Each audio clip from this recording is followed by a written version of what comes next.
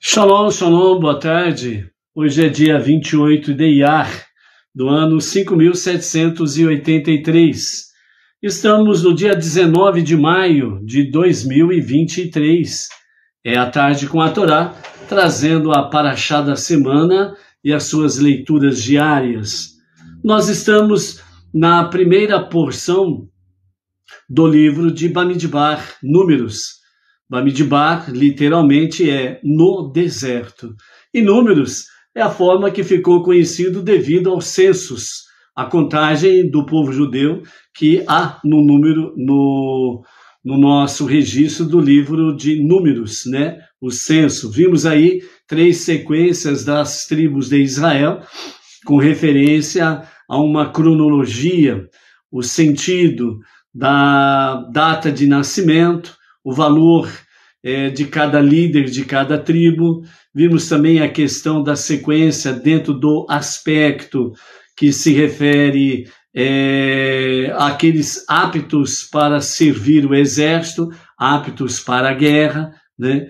E vimos também a questão da sequência onde traz aí o rei, né, à frente de todos, né? Que simboliza exatamente Yehudá. Yehudá, de onde vêm os reis, né? Entre eles o rei David e o rei Mashiach, que vem desta descendência toda. Então, nós temos estas sequências e por isso Bamidbar, no deserto, ficou mais popularmente conhecido como Números, por se tratar disso daí. Também vimos a questão da separação da tribo de Levi e também a sua contagem em separado, que hoje nós vamos ter aí sobre essa questão da contagem dos levitas em separado. Vamos ver a questão do resgate dos primogênitos, né, sobre a questão de Levi, né, separado para Avodah Hashem, né, o serviço a Hashem. Hoje é o 6º dia da semana e, portanto, é o 6º dia para o Shabat. Então, nós estamos aí também nos preparando para o recebimento do Shabat, que é exatamente o Kabbalat Shabat. Hoje nós teremos aí a partir das 20 horas, né, pela transmissão aqui pelo canal do Facebook para Bauru, região, Brasil e as nações, o Kabbalat Shabbat, a recepção do Shabbat. Hoje as luzes especiais de Shabbat se acenderão às 17h11, né? E hoje nós estamos no 6º dia da semana, que convém a 6ª leitura da nossa Parashá semanal. A nossa Parashá semanal, Bamidbar, a 6ª leitura está no capítulo 3, versos 40 a 51, onde temos aí a questão do censo do primogênito, bem como o resgate dos demais primogênitos, né, que nós vamos estar aí vendo no dia de hoje, ok? Baruch Hashem. A nossa Parashá da semana, ela está muito conectada exatamente com a questão do Monte Sinai, e o Monte Sinai é exatamente aí um aspecto fundamental dentro da outorga da Torá, né? A entrega dos 10 ditos, Haserit Hadibrot, né? Os 10 ditos de Hashem, as 10 palavras de Hashem, né? Então, dentro desse Haserit Hadibrot, nós temos aí o Monte Sinai, que é dentro da geografia, é a peça central nessa geografia, sendo o menor dos montes, mas foi do agrado de Hashem escolher exatamente o Monte Sinai para a outorga da Torá, trazendo uma mensagem de simplicidade, humildade, né? E que realmente Deus ele não é complexo, Deus ele é simples. E nós precisamos realmente, como diz o nosso Rebbe Menachem Mendel, nós precisamos cada vez mais termos uma fé simples como a de uma criança, que ela confia, né, plenamente nos seus pais E dentro desse aspecto nós temos exatamente essa questão, né? É uma confiança, uma simplicidade de fé, de confiança em Hashem, o nosso Pai Celestial. Então é nesse aspecto que o nosso Rebbe Menachem Mendel fala conosco, né?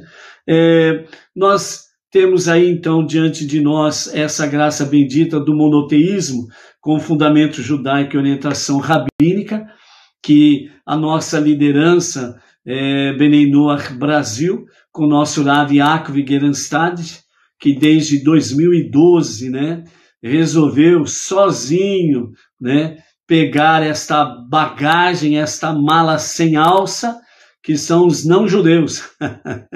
Você já pensou nisso? Você é uma mala sem alça.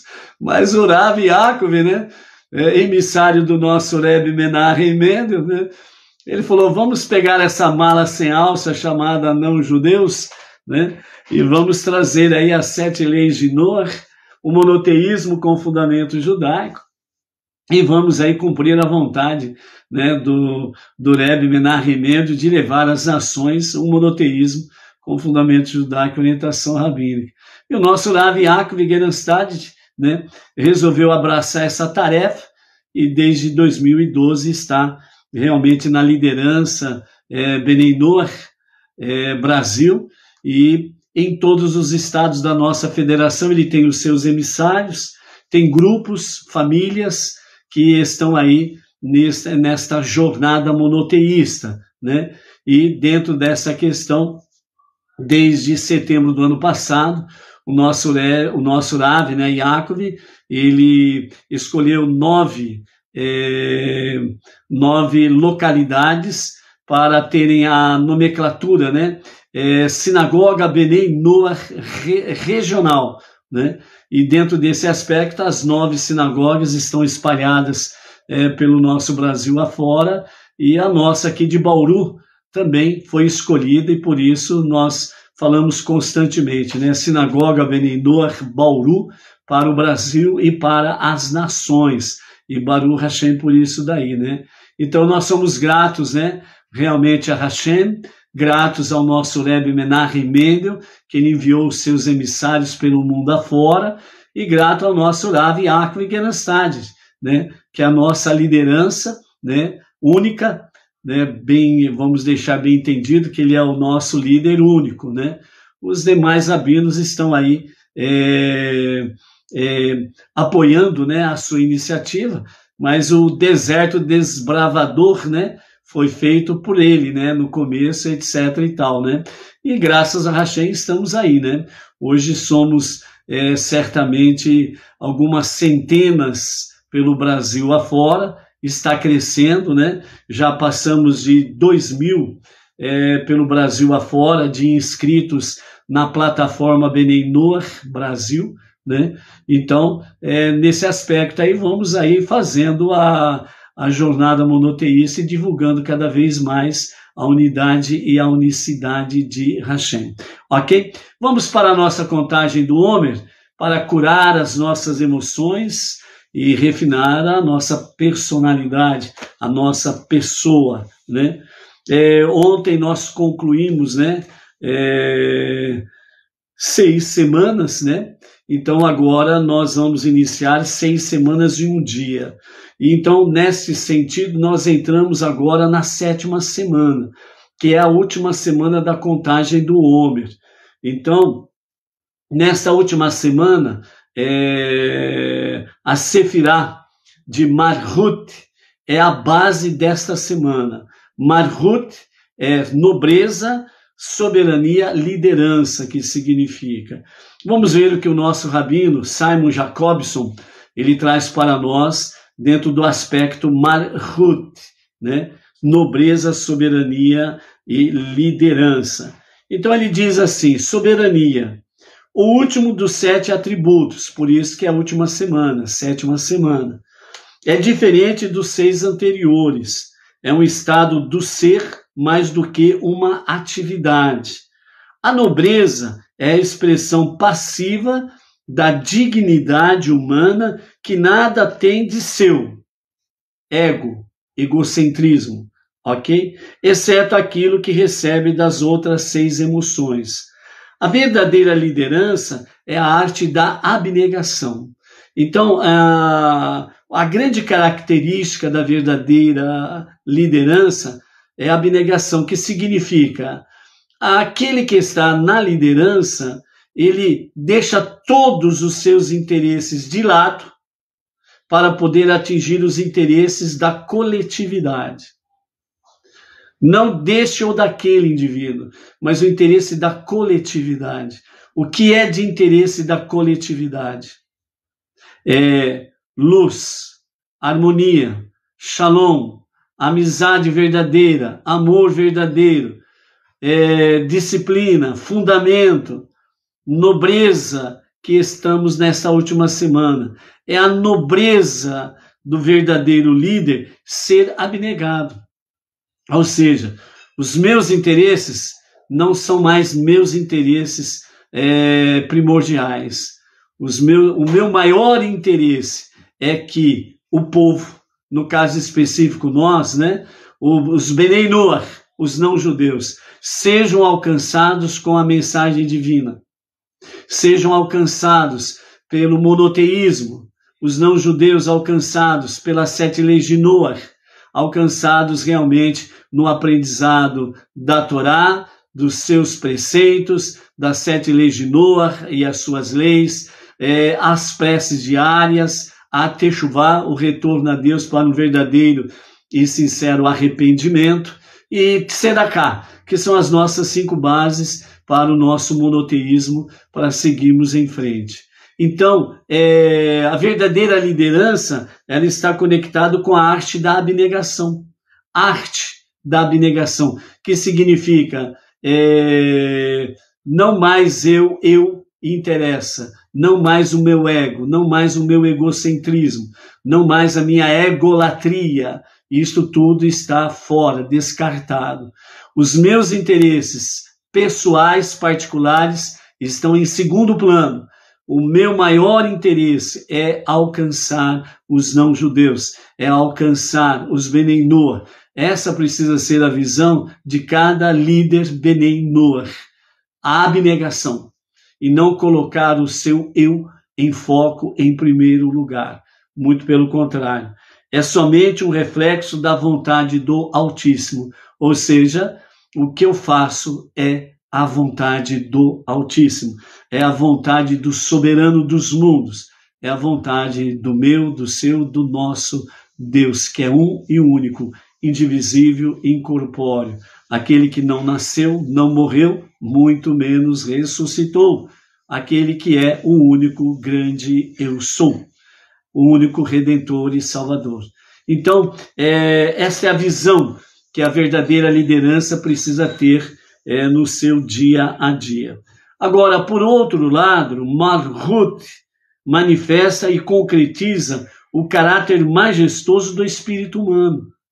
O nosso espírito humano é nobre, gente. Você é nobre. Você precisa se autovalorizar dentro de um aspecto de não colocar o egocentrismo em ação, nem o seu ego, nem a egolatria. Mas realmente colocar-se dentro da questão Malhut, nobreza, soberania, liderança, que você é uma pessoa nobre. Você é nobre para Deus. Você é importante para Deus. E você não pode abrir mão disto. Em hipótese nenhuma. Você não pode abrir a mão disso daí. Ok? Então, é a própria fibra do que nos torna humanos. Então, esta nobreza que vem de Deus para as nossas vidas é a fibra que nos torna humano, né? Então, é realmente a nossa força, né? Porque Deus realmente, Ele nos deu um espírito majestoso, que por causa da sua centelha divina que há em cada um de nós. Então, quando Deus criou as nossas almas, Ele colocou dentro de cada alma sua centelha divina. Então, nós temos uma parte de Deus conosco. Por isso que nós somos nobres. É por isso que nós precisamos, de fato, estarmos valorizando essa graça bendita do nosso Deus. Quando o amor, a disciplina, a compaixão, a persistência e a humildade são canalizadas apropriadamente na nossa psique, né, que é a nossa mente, onde habita a nossa alma divina, através dos vínculos afetivos, o resultado é malhut, é nobreza. Então é soberania, é liderança, ok? Vincularmos-nos nutre e permite que a nossa soberania venha à tona e floresça. Malhut é a receptividade para com todas as emoções que são afuniladas através de Yesod. Malhut é um sentido de pertencimento, saber que você importa e que você faz a diferença. Por isso que nós não caímos aqui de paraquedas. Deus confiou a cada um de nós uma missão, tarefas para cumprirmos aqui. Então, dentro desse aspecto, né, é preciso saber que você é importante e que você faz a diferença, senão você não existiria. Senão você não estaria presente. Senão você não teria chegado ao conhecimento de Deus e não estaria no monoteísmo, entendeu? Então, dentro desse sentido, você tem a habilidade de ser um líder competente por seu próprio direito e de contribuir para esse mundo. Você pode fazer isso, né? Às vezes a pessoa tem uma mentalidade assim, mas eu não sou emissário, eu não sou líder da comunidade A, B ou C, eu não sou o emissário da sinagoga Benei Noach, A, B ou C, etc. e tal. Esse tipo de malhut, nobreza, soberania, liderança, não quer dizer estar exatamente apenas nesse aspecto de liderança de grupos, comunidades Benei Noach ou sinagoga Benei Noach. Você pode ser um líder dentro da sua casa, na sua família. Você pode ser um líder com seus vizinhos, um líder com seus amigos, um líder no seu trabalho, em qualquer afazer que você estiver praticando. É onde você estiver, é exercer malhut, nobreza, soberania, liderança. É assim que nós vamos dissipando as trevas. Ontem nós falamos que a luz não briga com as trevas. A luz, ela não perde tempo em brigar com as trevas. Sabia disso? Ela não fica batendo boca com as trevas. A luz, ela chega, pá! Que nem um holofote. Cadê as trevas? Foram embora. São dissipadas, sem briga, sem conversa mole, sem discussão. Brilhou a luz, trevas, tchau. É isso que o nosso Rebbe ensina quando foi dito aos alunos de um certo rabino, né? Vão ao porão escuro e expulsem a escuridão. Os alunos desceram correndo e ficaram lá, vai embora escuridão. Depois de alguns minutos saíram do porão escuro e chegaram desanimados para o rabino e disse, mestre, nós não conseguimos expulsar, não. A escuridão, ela está lá ainda. Aí o rabino disse, vão lá e varram a escuridão. Aí uma boa parte dos alunos passou a mão na vassoura, desceram todos correndo para o porão escuro e começaram a varrer o porão. Voltaram de novo desanimados. Mestre, não conseguimos varrer a escuridão, não. Então o rabino disse para eles, peguem uma vela, lá no porão escuro, acendam o seu pavio e expulsem a escuridão. E então eles desceram desanimados, acabrunhados, cabisbaixo, né? Pela terceira vez nós vamos lá, 2 vezes falhou, a escuridão continua lá. Quando chegaram lá no porão escuro, pegaram a vela, acenderam um pavio e o porão escuro ficou completamente claro, ficou brilhando com luz. Onde estão as trevas? Puf! Se apagaram, sumiram. E aí eles voltaram correndo, alegres, saltitantes, e dizendo ao seu mestre: conseguimos expulsar a escuridão do porão escuro. E o mestre disse: um pouco de luz dissipa, extermina muita escuridão. Então é isso daí, dissipar. Então, dentro desse aspecto, né, você realmente tem a habilidade de ser um líder competente por seu próprio direito e de contribuir para este mundo, dissipando as trevas. Seja você luz, e aonde você for, leve consigo a luz divina, a presença divina, e as trevas vão se dissipando, entendeu? É isso daí. Então, continuando, dá-lhe independência e confiança, um sentido de segurança e autoridade. Quando uma mãe embala carinhosamente o seu filho nos braços e os olhos da criança encontram os olhos afetivos da mamãe, então a criança recebe a seguinte mensagem, abre aspas: eu sou querida e necessária neste mundo.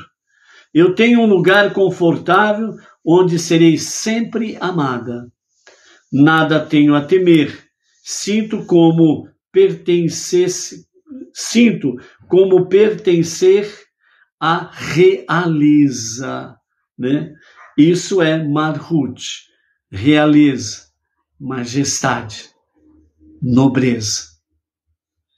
É tomarmos consciência desta realidade e assim vivermos, ok? Baruch Hashem. Então vamos para a nossa contagem de hoje, ok? Hoje nós estamos então na sexta semana, né? Peraí. Vamos lá. Hoje nós estamos na sétima semana e no primeiro dia da sétima semana. Então a contagem do homem se faz assim. Hoje é o dia 43, ou seja, 6 semanas e um dia do Homer. Vamos juntos? Hoje é o dia 43, ou seja, 6 semanas e um dia do Homer. E assim nós vamos contando o Homer para a cura das nossas emoções e o refinamento das nossas almas ou das nossas personalidades, ok? Então é isso daí.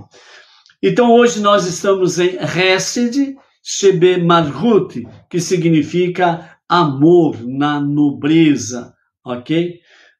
A dignidade saudável é sempre gentil e amorosa. Um líder eficiente precisa ser caloroso e ponderado. As perguntas para a nossa reflexão: minha soberania me torna mais afetuoso? Eu exerço minha autoridade e liderança de forma cuidadosa? Eu imponho minha autoridade sobre os outros? O exercício para o dia é: faça algo gentil para seu subordinado, né? Faça algo gentil. Dentro desse aspecto é fazer com que realmente, né, aquela pessoa que está subordinada a você de alguma forma, né, ela possa sentir realmente essa nobreza, né, essa dignidade saudável de forma gentil e amorosa através dos seus aspectos no seu agir ali para com essa pessoa, ok? Baruch Hashem. Vamos em frente aí, né? A nossa sexta leitura de hoje, ela está no capítulo 3, versos 40 até o verso 51 no dia de hoje, ok? Baruch Hashem. A Lídia Moresh, de Oliveira, de Vitória Espírito Santo, ela está pedindo preces em favor da senhora Altair Ramos Monteiro, né? Ela é cuidadora desta senhora, né?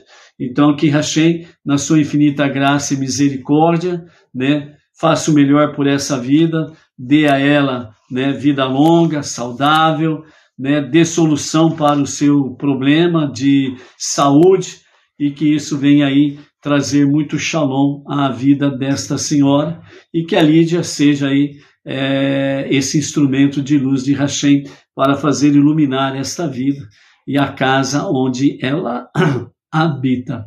Ok? Baruch Hashem? A Vani Ivonete, de Recife, Pernambuco, está por aí. A Luciana Rodrigues, de Marília, nossa região, também está por aí. A Inês Martins, de Pirajuí, né, a nossa região Bauru, também se encontra por aí. A Chesca Matos, da cidade de Eusébio, Ceará, também está por aí, Baruch Hashem. A Mira Costa, né, de Belém do Pará, também se faz presente, Baruch Hashem. O Claudinei Alexandre também está por aí, né, Baruch Hashem. Quem mais está por aqui? Vamos ver se nós... O Robson Lima, né, que é daqui de Macatuba, região de Bauru, também está presente, Baruch Hashem, né? A Vani Ivonete, já falamos, ok. O Claudinei Alexandre, de Pouso Alegre, Minas Gerais. O Felipe Costa Oliveira, né? O Felipe Costa, eu não lembro a sua cidade aí, né? Antes que eu mude, põe o nome aí para nós. O Panael Carvalho, da cidade de Pedências, né? Rio Grande do Norte, né? Também está por aí, Baruch Hashem, né? O Felipe Costa de Oliveira, né? É de Manaus, né? Amazonas, Baruch Hashem, lá do norte, misericórdia, hein? Extremo norte, por assim dizer, né? Amazonas, né? Baruch Hashem, ok? Também vamos mandar aí, né, um shalom, né, para Eliana Ferreira, de Nova Friburgo, né, cidade serrana do Rio de Janeiro.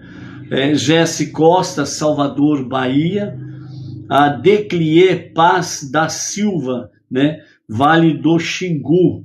E também as comunidades que nós vamos mandar aí o nosso shalom para a tarde de hoje, né? A comunidade Bnei Noach Bahia, né? As comunidades que nós vamos mencionar agora, né? Ela tem a liderança do nosso emissário Mário Leal, né? Que está, né, na direção, na orientação, na liderança desses grupos aqui. Bnei Noach Bahia, Beit Noach Salvador, Bahia, Bnei Noach Recife, Pernambuco, comunidade Bnei Noach João Pessoa, Paraíba, Bnei Noach interior da Paraíba também, e também Bnei Noach, a comunidade lá em Feira de Santana, na Bahia, né? Onde nós temos aí algumas pessoas aí que já há algum tempo vêm também, né, da Bahia, da Feira de Santana, Recife, né? De Salvador, sempre estão aí dando o ar da graça, por assim dizer, né, nessa à tarde com a Torá, ok? Baruch Hashem.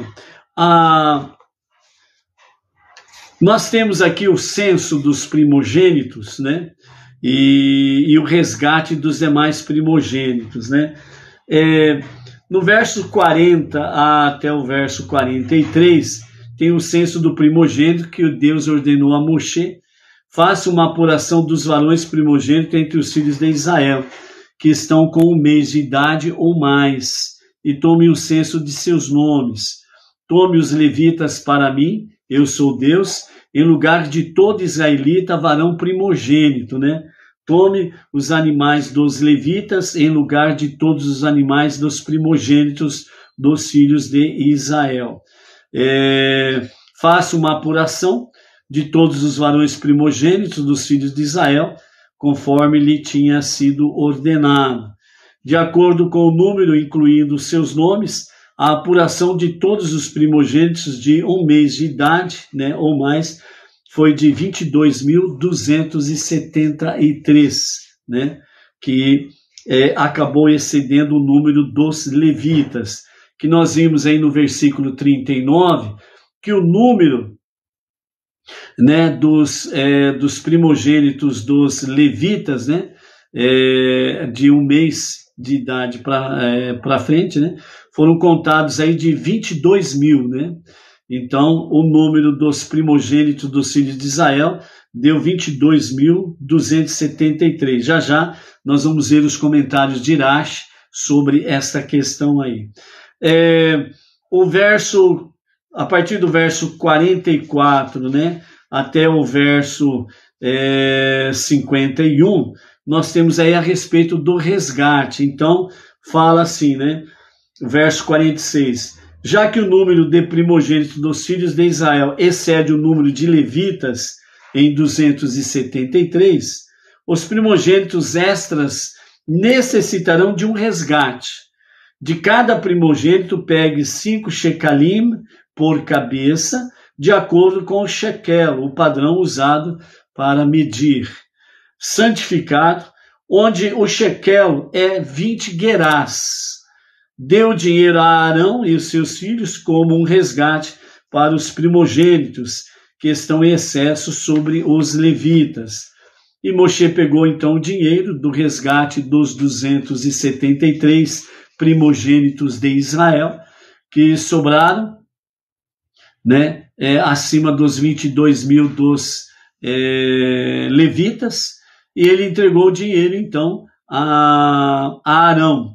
E esse dinheiro dos filhos de Israel, dos primogênitos, né, deu 1.365 shekalim, de acordo com a medida usada para tal, né? Moshe deu o dinheiro, então, daqueles que foram remidos, melhor dizendo, a Arão e os seus filhos, conforme a palavra de Deus, tudo foi feito conforme Deus ordenou a Moshe. Ok? Então vamos lá sobre esses detalhes aí, 22.273 e o excedente, né, 273 acima dos levitas, né, das crianças de 1 mês, ok? Então o Rashi, ele vem discorrendo sobre o assunto da seguinte forma: quando você somar os totais das famílias constituintes separadamente, você achará outros 300, ainda tem 300 nessa história. Os descendentes de Gershon eram 7.500, conforme consta lá no versículo 22 do capítulo 3. Os descendentes de Kehat, 8.600, versículo 28. E os descendentes de Merari, 6.200, verso 34. Somando, deu 22.300. Por que esses 300 que foram incluídos com o restante na soma do último censo? Então os levitas teriam redimido todos os primogênitos, já que eram 273. Então eles tinham 22.300, então teria automaticamente substituído os 273. Os 273 primogênitos que excederam os 22 mil levitas, né, incluso no censo dos levitas, não teriam precisado de redenção, pois havia de fato levitas suficientes para redimi-los, sendo que o verdadeiro total era 22.300. Os nossos sábios ensinaram, segundo o tratado de Bechorot, que esses 300 levitas, eles também eram primogênitos, que necessitavam de redenção. E seu status de levita somente era suficiente para isentar a si mesmo da redenção, e não para resgatar também os outros primogênitos. Então, segundo Nahalat e Yaakov, ele também comenta, somando com esses comentários de Irache, né, os 300 excedentes dos 22 mil levitas eram primogênitos, então eles não poderiam resgatar os outros primogênitos. Então permanecia 273 primogênitos a mais do que os 22 mil da tribo de Levi, ok? Então, Nahalat e Yaakov, a razão principal por que os levitas substituíram os primogênitos é que o envolvimento dos primogênitos no pecado do bezerro de ouro os desqualificou. Assim, eles foram substituídos pelos levitas, que não idolatraram o bezerro de ouro, né? O próprio Rashi comenta isso lá no verso 12. Uma vez que os 300 primogênitos levitas não adoraram o bezerro, eles não foram desqualificados e não precisavam ser resgatados. Então, por isso que eles não são contados aqui dentro da questão dos 22 mil, entendeu? Porque então eles não puderam agir da mesma forma que os outros 22 mil levitas e resgatar os primogênitos. Então Rashi volta à tona para discutir, né, ou para esclarecer, melhor dizendo, né? Então ele diz que o preço que foi usado para o resgate dos 273 primogênitos israelitas tem uma conexão muito forte com Yosef. Vamos ver. Este foi o preço da venda de Yosef. 20 peças de prata, onde 4 peças de prata equivale a 1 shekel. E ele era o primogênito de Rachel. Então, Yosef, ele era o primogênito de Rachel. Então, ele precisava do resgate, né? Já que ele foi vendido por 20 peças de prata, ok?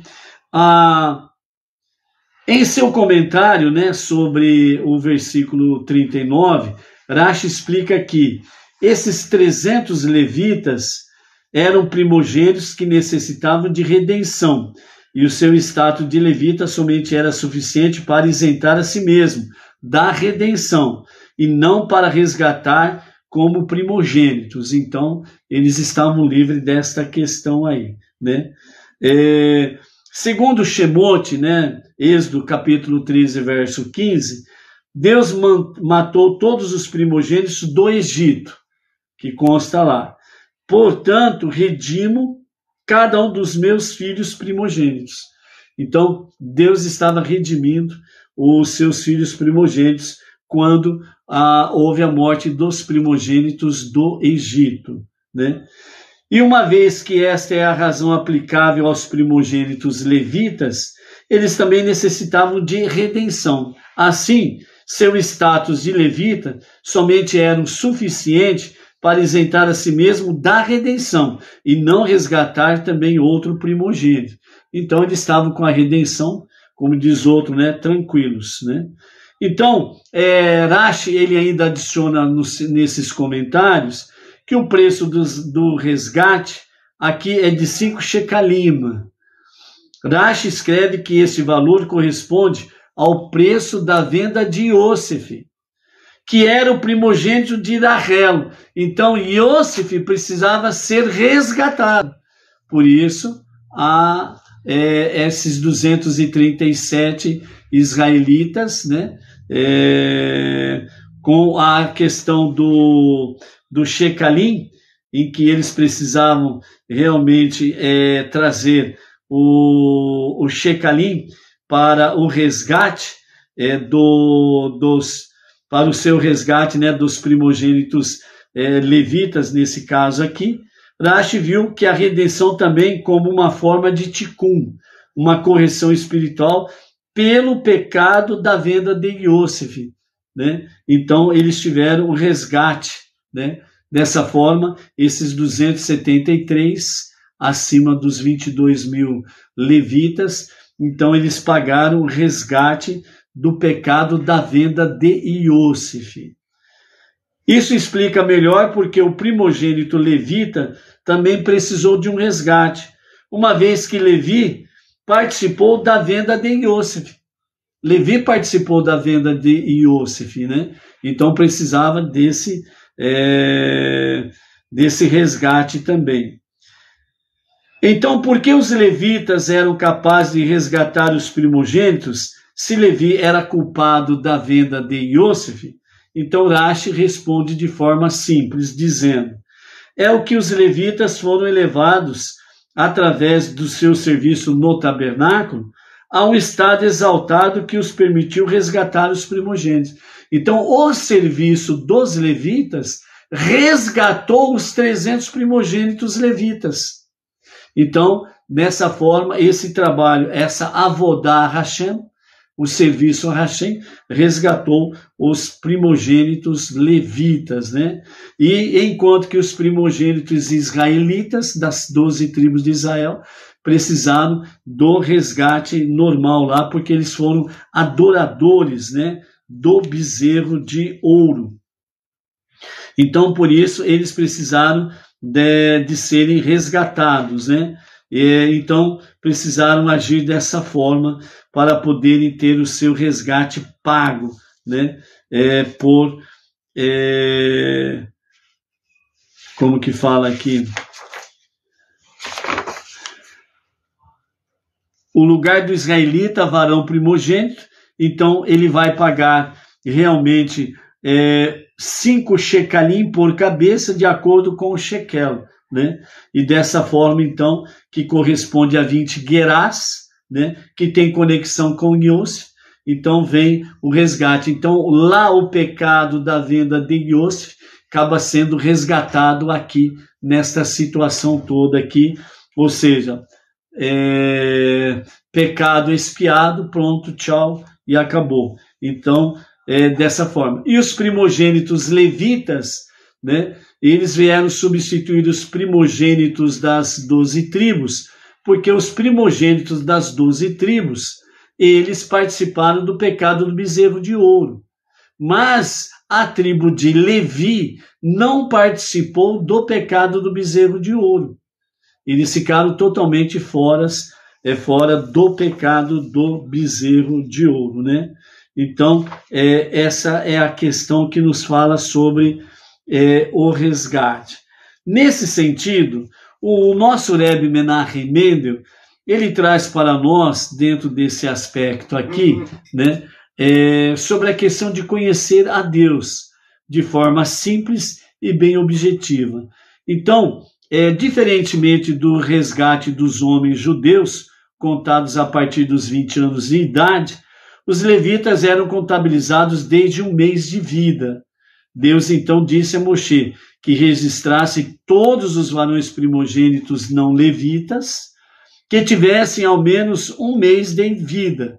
E os levitas substituíram então os primogênitos como servidores no Mishkan, que aí passou a ser Avodá Mishkan, serviço ao Mishkan, porque esses haviam perdido o privilégio devido à sua participação no episódio do bezerro de ouro. Então, os homens das outras tribos eram contabilizados a partir dos 20 anos e que estavam aptos para o serviço do exército. Por isso, o acampamento em torno do Mishkan, né? As 12 tribos divididas em 3 acampamentos, aliás, em 4 acampamentos, cada um deles com 3 tribos, ok? Em torno do Mishkan, o tabernáculo no deserto. E qualquer aumento da sua população, inclusive o de bebês recém-nascidos, contribuía para isto, né? Para a tarefa dos levitas, controlar tudo isso. Assim, os bebês eram recenseados virtualmente logo após o nascimento. Então, logo após o nascimento, os bebês já eram registrados, né? Então, todos nós podemos nos unir. Agora vem a visão do nosso Rebbe Menachem Mendel sobre o nosso dia a dia, nesse aspecto aqui. Então, ele diz: todos nós podemos nos unir às legiões dos levitas no sentido espiritual, nutrindo a nossa conexão intrínseca com Deus. Este vínculo não fica afetado por nenhuma variação no tempo, idade ou ambiente. Então, esse sentido espiritual que o nosso Rebbe Menachem Mendel fala, de nos unirmos às legiões de levitas, é dentro de um aspecto espiritual no nosso dia a dia. Então, nós estamos ombro a ombro com os levitas e com o povo judeu, realmente disseminando o monoteísmo com fundamento judaico e orientação rabínica. E aí nós estamos o quê? Nós estamos cada vez mais espalhando conhecimento, sabedoria, entendimento de Deus, luz divina, presença divina, e as trevas vão se dissipando. E isso abrevia a revelação do justo e verdadeiro Mashiach, ok? Então, esse vínculo não fica afetado por nenhuma variação no tempo, idade ou ambiente. Ou seja, em qualquer momento, em qualquer lugar, em qualquer tempo ou época, nós podemos nos unir às legiões de levitas, né? Então, até naqueles aspectos mais simples da vida que o adulto maduro compartilha com a criança, né? Então, muitas vezes, né, o adulto, ele fica tão adulto, fica tão sério, que ele esquece da simplicidade de uma criança. E é por isso que o Rebbe fala aqui que os aspectos mais simples da vida, que o adulto maduro compartilha com a criança. Por exemplo, né, o adulto, ele brinca com a criança, né, os pais brincam com a criança, né, com o esconde-esconde, né, uma famosa brincadeira de infância, né, esconde-esconde, né, os pais, né, vão dentro desse aspecto aqui, né, aspectos mais simples na vida, né, das crianças, né, então os adultos ficam que nem criança, ai que bonitinho, ai que beleza, ai faz bilu, bilu, bilu, bilu, né, fica todo mundo com cara de criança, né, quando tem um bebê por perto, né, todos voltam a ter aquele sentimento primordial, né, o sentimento de uma criança. E é exatamente nesse aspecto que o nosso Rebbe está falando, de nós estarmos em conexão com o nosso serviço a Hashem, com simplicidade, com humildade, onde nós podemos contemplar realmente as maravilhas de Hashem. Ok? Baruch Hashem. Então, amados, repetindo, o acendimento das luzes especiais de Shabbat, né, de acordo com o fuso horário, né, aqui será às 17h11, né, horário de Brasília, 17h11. Tem lugar no nosso país que há 1 hora a mais, por exemplo, então vai lá 18h11, né, então tem lugar que tem 1 hora a menos, né, então tem que tomar cuidado com essa questão do horário, né? Então 17h11, né? A maior parte das regiões tem o horário de Brasília, né? O mesmo horário aí. E a partir das 20 horas, diretamente da Sinagoga Benei Noach, regional Bauru, para o Brasil e para as nações, nós estaremos transmitindo aqui pelo canal do Facebook, e o link sendo compartilhado aí pela Edna, né, aos demais grupos e pessoas, o horário do início do Kabbalat Shabbat, a recepção do Shabbat. Então, hoje nós temos um outro encontro, né, que é exatamente o Kabbalat Shabbat. E é nesse aspecto que nós vamos nos prepararmos para podermos trazer juntamente convosco, né, o Kabbalat Shabbat. Então, amados, não nos faltando, né, opções, vamos então em frente nessa jornada. Um Shabbat Shalom a você, a sua família, a todas as comunidades Benei Noach, né? Um Shabbat Shalom muito precioso e muito saboroso. E por isso nós desejamos a vocês um Shabbat Shalom com o cafezinho da Edna, né? Baruch atah Adonai Eloheinu melech haolam, asher hakol nihya b'divaro. Amém. Quente, foi feito no fogo. Shabbat Shalom, até mais.